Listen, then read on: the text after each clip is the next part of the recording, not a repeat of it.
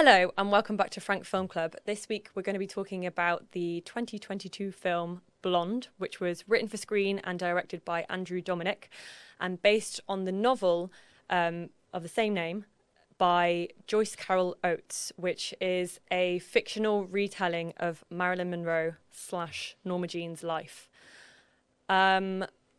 Before we start this chat, just want to point out that the film does include scenes of abuse, sexual assault, graphic abortions, and miscarriages, and which all might be triggering. So if this isn't the right episode for you to listen to or watch, then please take a look at the other episodes that we have available. But before we get into all of that, how have you both been? Very good. New year always makes me a little bit anxious because, you just do a lot of reflecting and you just want the next year to be amazing and you want to look at all the amazing things you did the year before. So just trying to be level-headed about that, really. Trying to be grown up about it. But yeah, feeling good. Yeah. How are you guys? You did a lot of great things last year, and this year is going to be humongous for everyone on this table. I'm just going to say that. It's going to be a big old year. It's going to be a big one. Although I feel like since 2020, you can't put any pressure on a year. No, this because is you don't know what's true. going to happen. That is literally what I was thinking. I was like, and then one year I had really big expectations, and then I was stuck in my home. Yeah. Well, new year, same old me. And I live by that. Yeah, and that's fine. I do a lot of that stuff around the new year, reflecting on the last year and really trying to have a minute to realise what I have done. I am thinking this year is going to be great, but I'm not putting as much pressure on it as I used to probably. Yeah. So all in all, good.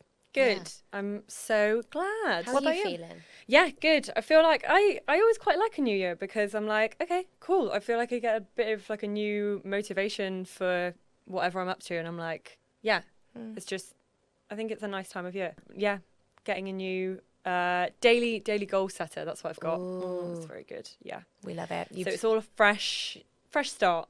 Yeah. Very exciting. Well, I would really like to know what you two thought. What were your initial thoughts about this film? How did you find watching it? I was so excited to watch this film because I've always been really intrigued by Marilyn's story. It's been a couple of these almost biopics of various times in her life, but I really felt like this one was going to be it. I was going to really understand this person. Actually really glad that you just told me that it was based on a fictional retelling of her life, a book, because I had no idea, which answers one of my big questions, was how much of this is real? So I guess I was a little thrown by the approach. It wasn't the straight biopic that I was really looking for, but learned to kind of enjoy it in a, well, I can't even say enjoy it. It was a hard film to watch, but learned to kind of move through it. I feel like the same way in which I felt about watching the film, I feel about the conversation today.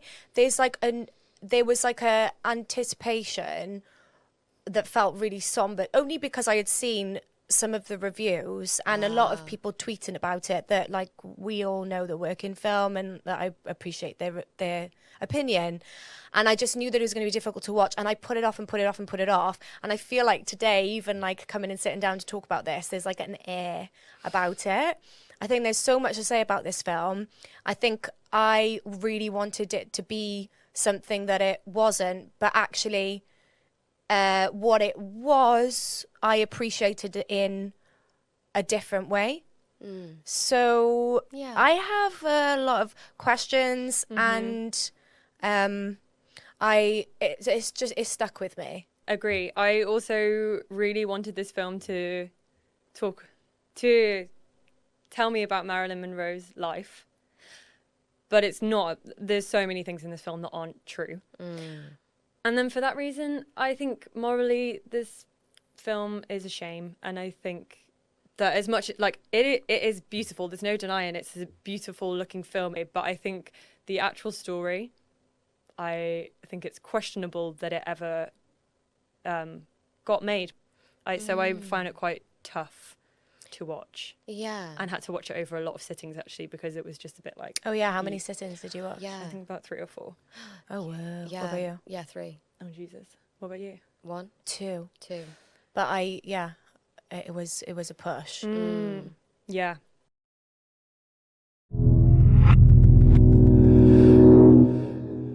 This film has had really mixed reviews, and I've listened to podcasts and read reviews of both sides of these reviews.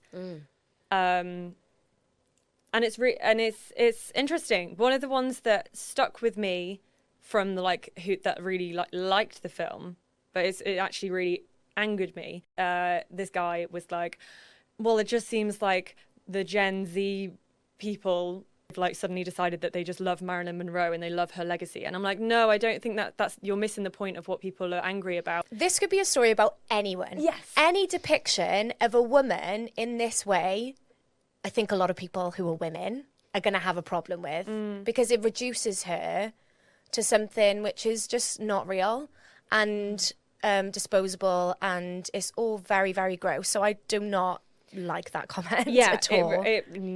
That really annoyed me. But one thing that Andrew Dominik has reiterated a lot in interviews, he's like, but it's based on the novel, it's not based on her true life. But then he says that he has read everything and watched everything and spoken to all the people to get all of the information about real Norma Jean, Marilyn Monroe's life. But then at the end of the day, when he's made decisions, he's like, no, I'm going to stick to the book, which I think is a bit wrong. And there's a lot of questions about whether he, why is he telling this story? Because he doesn't really seem to like Marilyn Monroe very much from these kind of interviews. But he thinks of it as it's a childhood trauma story. And that's how he relates to it. And that's what it is to him. Yeah. It's interesting because you expect the straight biopic of everything that really happened, because everything that really happened was so well documented. She was photographed doing absolutely everything, or video doing absolutely everything. And so to dive into the Marilyn that we never got to see, I think is a very interesting concept. And of course it can't be fully based on reality, because that was the part we didn't see, and that's kind of the point. We only ever saw the persona of Marilyn and we never got to see Norma Jean. But doing this who was Marilyn, who was the real Norma Jean, it's so difficult to get lost in it, because you're kind of hyper aware that you're watching Marilyn Monroe, who's the most known famous icon figure.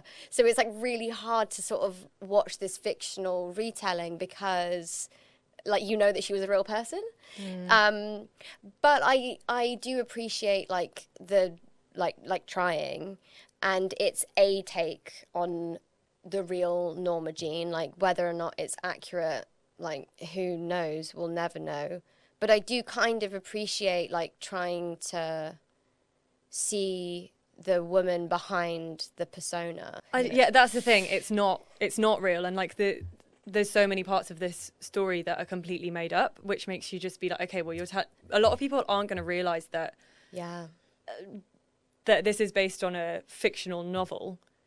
Why, if it was just a story about childhood trauma, and he's even saying it's not true about Marilyn, then why even attach it to Marilyn? Why don't you just make a film about about childhood trauma? That's true. So many people don't know that this is not a biopic. Yeah. Because I didn't know. And then I was watching, I was like, is that fucking real? Surely that's not real. And then I looked, and then obviously I worked that out, and I was like, I don't see the point. I think it's disrespectful to her family. Yeah. I think it's disrespectful to JFK's family even, and maybe he's not innocent in who knows what actually happened. But you're really not showing these people to be anything that, I don't know, it's just not very respectful. Can we like break it down for a sec? Yeah. Like, so was she? What was her mother in an institution? Yes. Was she adopted? No. Yeah, she went into foster care. Uh-huh. Her mother was in an institution, but I don't think they ever met as adults. Okay. I think that was just She that. never saw her again. She did never know who her father was. Okay, so she did feel like she was alone, but yeah. Yeah. Okay. The throuple? No, that didn't happen. So that's just complete. They knew each other? Or no. She sorry. did have a relationship with Charlie Chaplin Jr., Cass. And she did have a very, very brief relationship with Eddie Robinson, but never at the same time, as far as people know. And I don't think it was even speculated at the time that was a thing. I just think it's wild. Like, Yeah, why are you making that? Why did you do that? Why would you make that up? And also that whole throuple was weird because it was kind of just like it was actually a couple and then a guy. Like it felt like Eddie Robinson He wasn't was really just in like it. not really in the club. Yeah.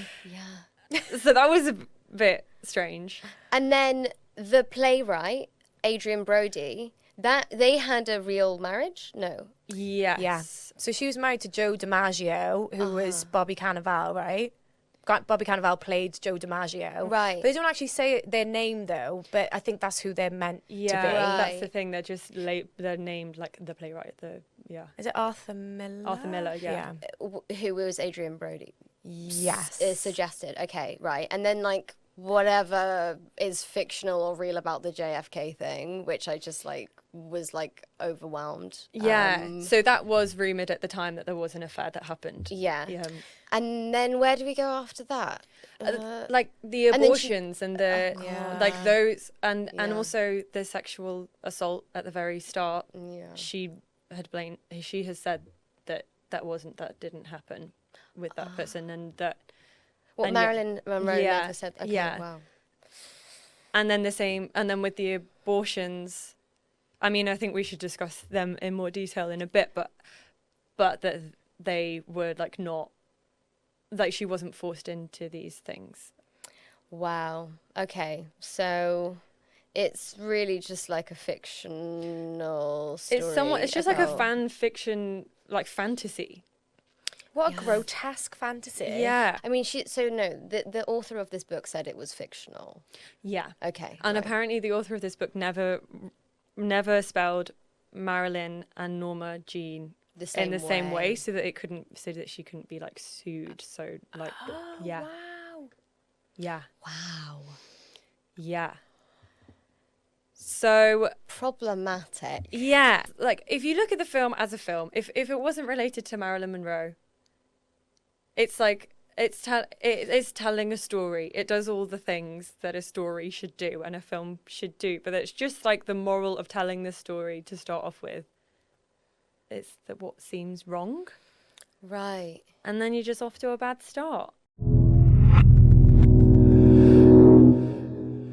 Let's like talk about the film a bit more specifically, and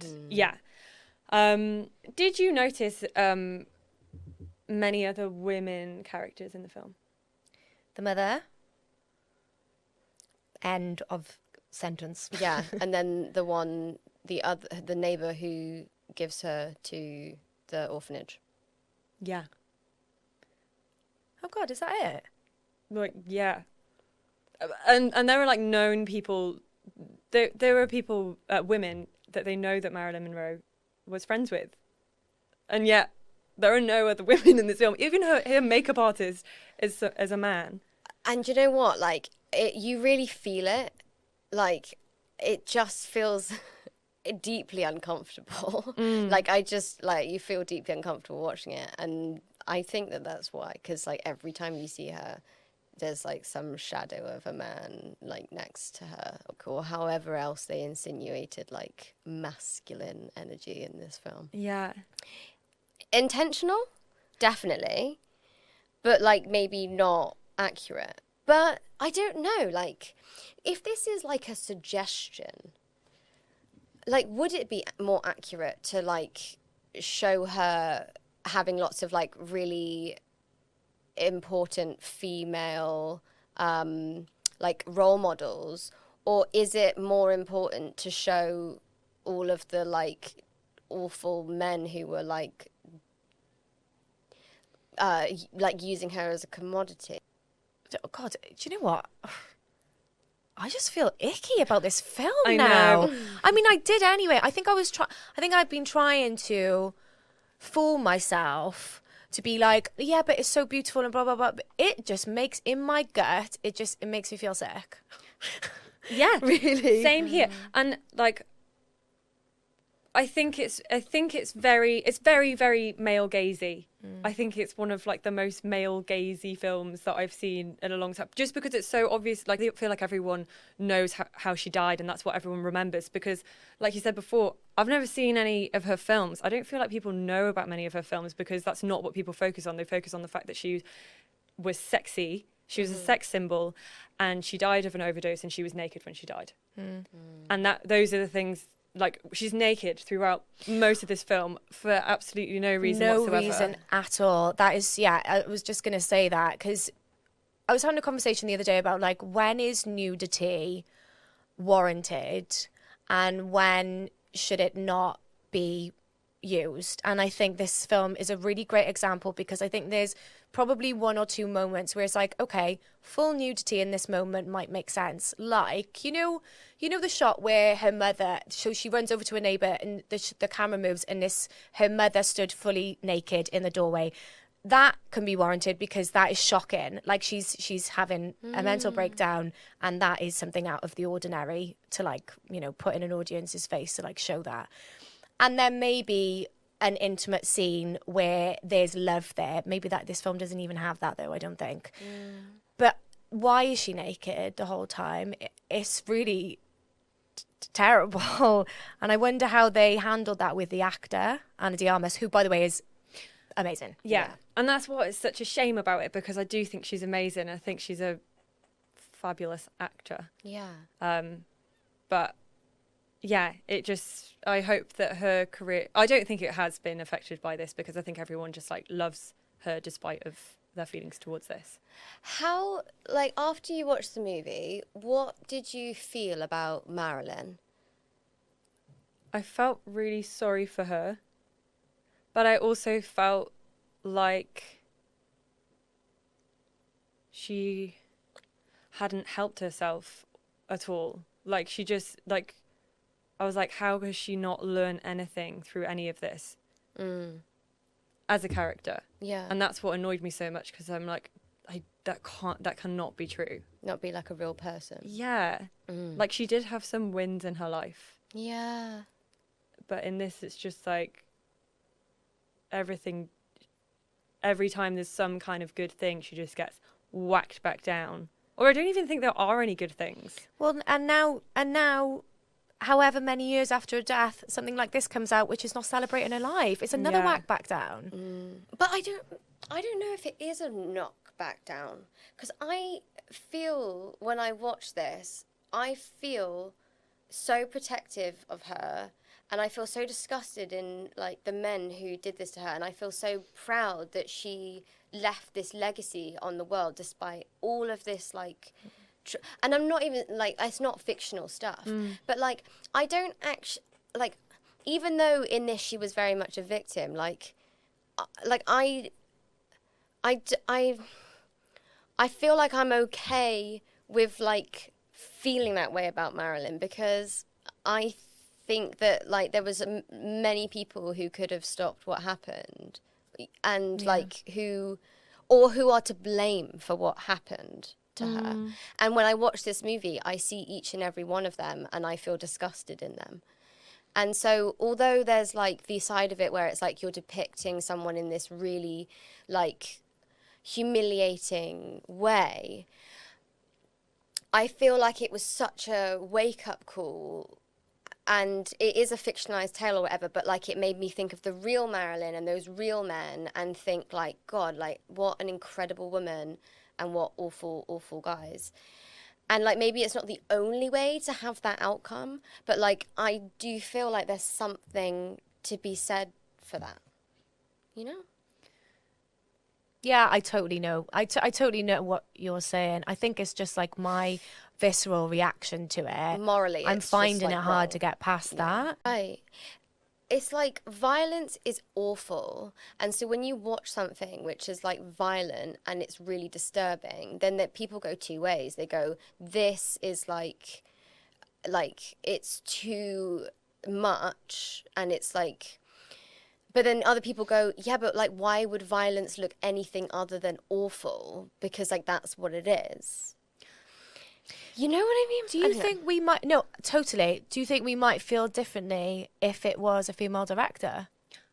Yes, because I think it would have been told differently. I think those moments would have been shown so much more sensitively. But is that better? That's the question, isn't it? Like, it was disgusting. It was awful. Like, and like that was like, I've never seen something like just be like so awful, and I was so moved, and I was so uncomfortable, and I was so mad. It is something that makes you feel something rather than where something... I'm changed from it. Yeah. And I'm like, whoa. Yeah. And and I'm not saying that that's like the way that it should be. I don't know. But I just, I don't know. Well, the thing is, if we all went around making exactly the same films all the time that showed the same character arcs that have the same things in them, then we're not differentiating ourselves anyway. So, like, maybe this should be, like, seen in that way, that is, like, this evokes a very strong feeling. Everybody who watches this film, it sticks with them. Like, we're sat here, this is probably the most serious conversation we've had on this podcast that's actually making me, like, feel really uncomfortable. So, like, is that what he wanted? Warren was saying that in an interview, he said, I want to offend everyone. Like, there's been like, does this director hate men, or does he hate women? I know, that's what's really, really hard to decipher. Suppose one of the things is that she, in this film, she gets her first shot in the industry by being sexually assaulted by a man, and then if someone comes in and they watch that, which apparently isn't true, and then they think that her whole career has boiled down to that's just really, really sad. Yeah. And I think that's why I'm like, I really don't like it. Yeah. I just think it's horrible. And then like there was one part when she's like had her first audition, and then she walks out, and then the director, one of the guys, is like, look at the ass on that little girl. And okay, yeah, that's probably things like that were said, but then they didn't need to then do a shot of her ass walking away. I'm like, yes, I get it, we've already seen this, like we understand. I don't feel like we need to like watch it in that way, because that's what we've already been shown in the media. Well, then it's, again, like, male directors, just little choices like that just add up to that feeling. Yeah. So how's Ana de Armas feeling about all this? Yeah. So she seems to speak very highly of Andrew Dominik, and seems to be like proud of the film, which she's posting a lot about it on her socials. Yeah. So I don't know. I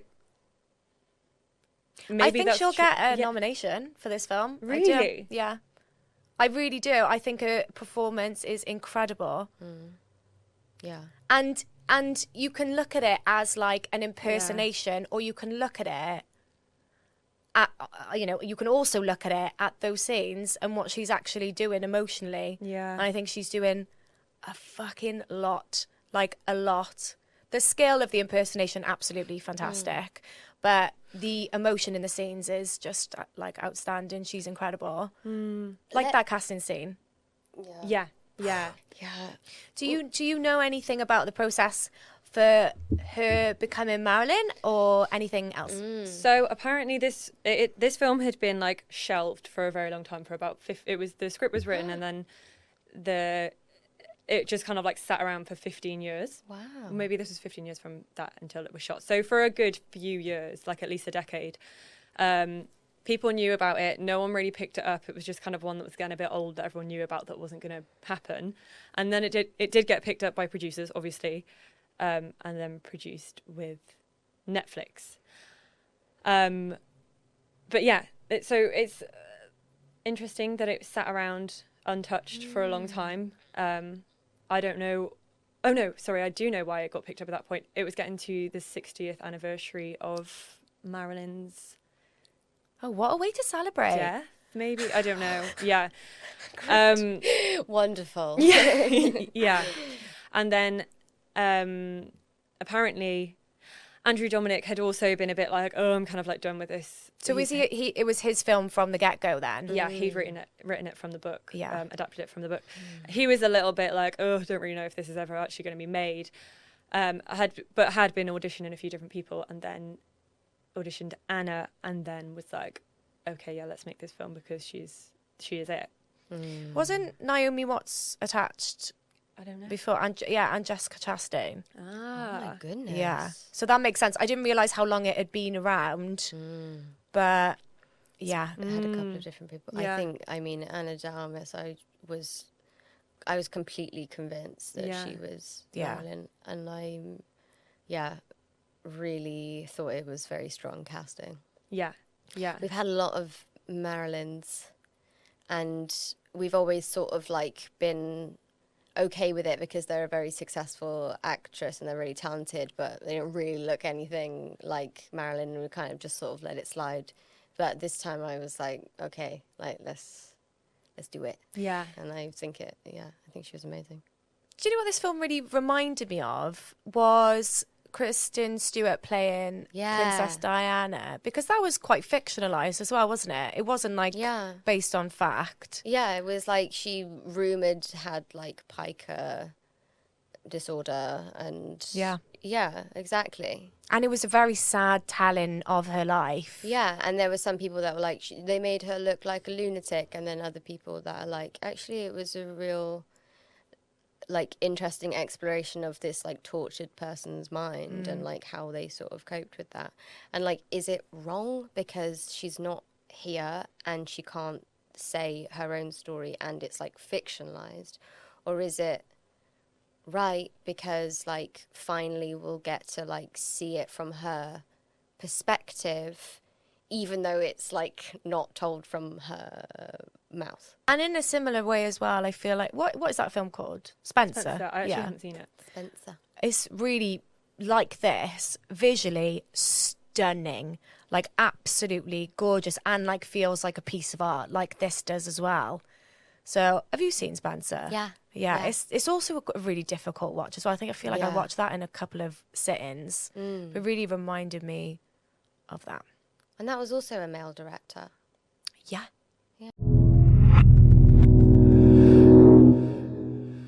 Well, what did you guys think about the talking fetus?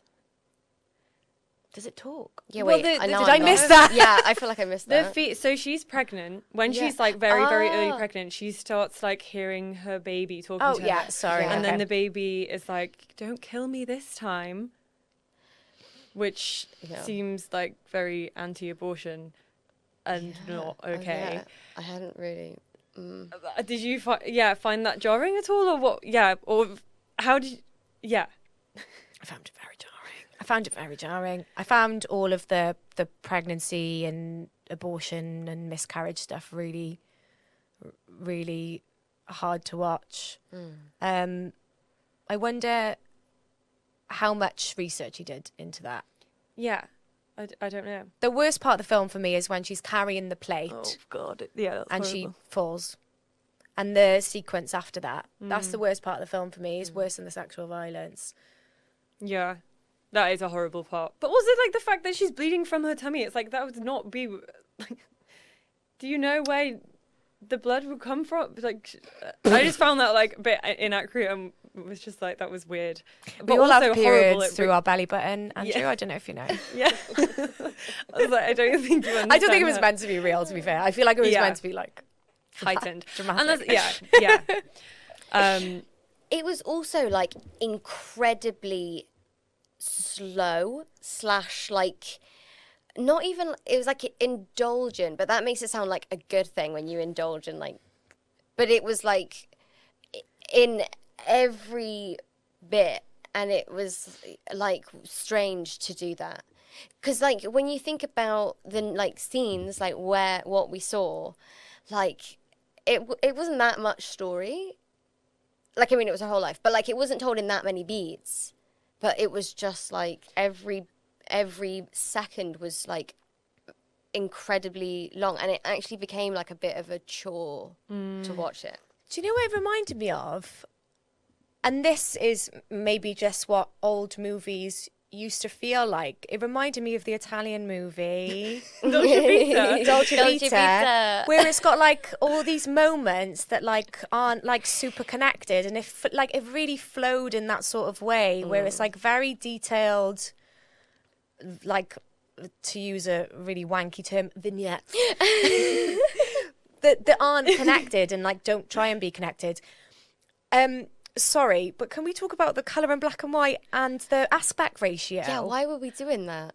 I was really trying to make a rhyme and reason of it, and I don't think there is there? No, so the reason is that they were recreating actual photos of Marilyn. So every time it changed, it was because they were like hitting a new image, like a famous image. So it would change for that, and then it would stay like that for however long, and then it would do a new image. So it wasn't a story thing. It was that's the thing. I think it's a visually beautiful film, and it's got really cool, like the Niagara Falls and everything, like when they're having a threesome. Like all the imagery is actually kind of really cool, but I have so many problems with it. Well, I appreciate that, at least. I think that's really cool. Yeah. I think if you don't know who Iconic Picture is, you are just like, I was like, okay, so her mood is like this in this one. Oh, this is real Marilyn. This is like her in front of the cameras. And then towards the end, I was like, there's nothing. I thought like the bits in colour were like the things that really happened to her, and the bits in black and white were the things that like were made up. No. I heard also when they died at one point, and then was like, oh, there's actually no like correlation here. Yeah. But yeah. Strange. A great way to tell a story, like a far better way to link up a story, like through accurate real images than just through like a bunch of made up things that like she never said or did. Well, this is the thing. It's like, do you want it to be real or do you not want it to be real? Like, what are you trying to? You can't do both. Yeah, that's true. That's also what makes it really confusing. Like, there has to be some kind of disclaimer. Yeah. Because why would you recreate all of the like accurate images if like the story itself is completely fictional? Yeah. Bizarre. So The Crown now, they're adding a fictional disclaimer at the beginning. I feel like this is probably what this needed. Yeah. To not lead you down the garden path. But I wonder how many people went into this film thinking it was a biopic, and then probably wouldn't have watched it if it was like it's a fictionalized version of her. I wonder how many people wouldn't have tuned into that. Yeah. But I feel like they should put some sort of more obvious disclaimer on this film. Yeah.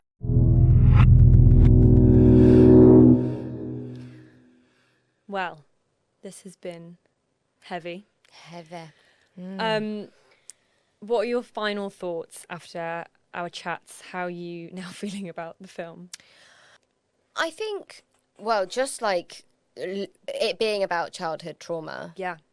I think that as a direction is like a very interesting one to take for like Marilyn, you know, as an observation of Marilyn and her life, and like and I think that I didn't know how much of it was fictional. I didn't know how many of like the really disturbing bits were fictional.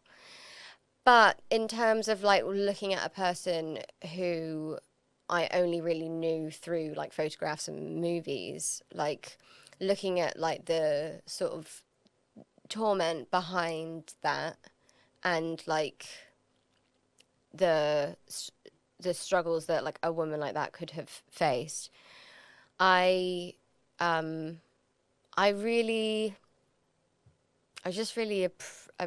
appreciated how challenging it could be for like a person, because I don't think that people really dive into daddy issues in like such a brutal way. And I think it's like something that a lot of women struggle with. And I'm not saying that Marilyn struggled in this particular way, but I do think that this kind of story speaks to a lot of people. And I've never really seen it be so frank and so all-consuming. And it kind of made me go like, like, I really understand her. Yeah. And not that I've had like any of these fictional experiences that she's had, but like I just like watching a woman like power through. I don't know, I was connected to her. I would really love to see more stuff about childhood trauma, which sounds like not a well, no, I just would. I feel like you're right. I think it's one of those things, especially with family relations, that it doesn't feel grand enough of a story because a lot of people go through it. But it's such a personal, complicated thing that can affect all of the veins of what somebody becomes. And for it to dive so deeply into that, I do appreciate that, definitely. And I would love to have more character studies which are about that, because what do we all speak about in therapy? Like, not just us, but like anybody, is like how you grew up and like what effect that has on you. And I think by telling a story which feels very specific to somebody can help somebody else like understand themselves maybe. So yeah, I do appreciate that about it. And I do want to sort of see more. I feel really torn now because I really didn't realize how much of these really traumatic scenes were fictional, and morally I'm like, oh gosh, I do still value like the impact that this film had on the way I view Marilyn, the way I view sexual assault, the way I view men, and like her story. Whether it was like morally correct is like something that's hanging over me still, and still don't really know how I feel about it. Yeah, I'm super torn. I can't deny like how like emotional this conversation makes me feel. And I also appreciate that a film has like got me to that point, you know, like highlighting that things happen, but then it's just because it's fictional that I'm like, but then what's the point? Like, why? And it's a male director. I'm so torn, but I cannot deny how much of an impact this film has had on me. So if that's what he wanted to do, he did it. So like, commend you for that, but don't commend you for a lot of things. Yeah, no, I think Absolutely hate it. no, I think that it's been the more that I've thought about it in preparation for this chat, the more that it's like upset me and made me really angry about this film. I think like initially when I'd watched it, I wasn't as hurt as I am, but after like thinking about it so much and all of these different parts, I'm like, oh my God, this is awful. And even if he meant for everyone to feel this awful, like, is that just not just really disturbing? Yeah. But if that was his intention, then okay, you did it. But like it's a really horrible film for like anybody who has like had an abortion and doesn't have good feelings about it, or was sexually assaulted, or all these different things. And it's just like, I don't know. I think it's quite an upsetting film if you think about it. I would really like to know what everybody else thought about it as well, just because it's been so dividing. Yeah. So like, if you've watched it, and if you want to chat about it, come to our DMs. If you want to give us some comments, then pop them on the comment section on the stuff that we posted about this episode. Yeah, because we've never been this like. No, this has never happened. I don't before. think I usually get like offended by films. Yeah, this is like a proper conversation, like where everyone needs to be like heard. You know, like it's like, okay. Yeah. Next week on Frank Film. Well, thank you very much for having these chats. Thank you for picking Thank you for picking this film. I mean, sort of thanks. No, Thanks. I think it's so important. This is why we do this. Yeah. I think it's been like it's been so interesting to hear you both speak about it, and I've like still don't know how I feel. It's like, yeah, keep the conversation going.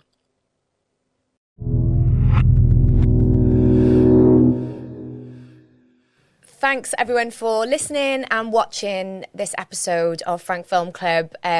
We hope you got something from it, and if you were affected by any of the themes in our conversations, which was very heavy, there are some links in our show notes that you can go to.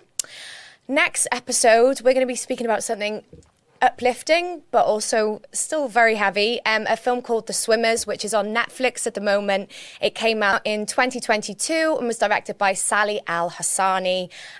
So go and watch it and join us back here next week for more Frank Film Club.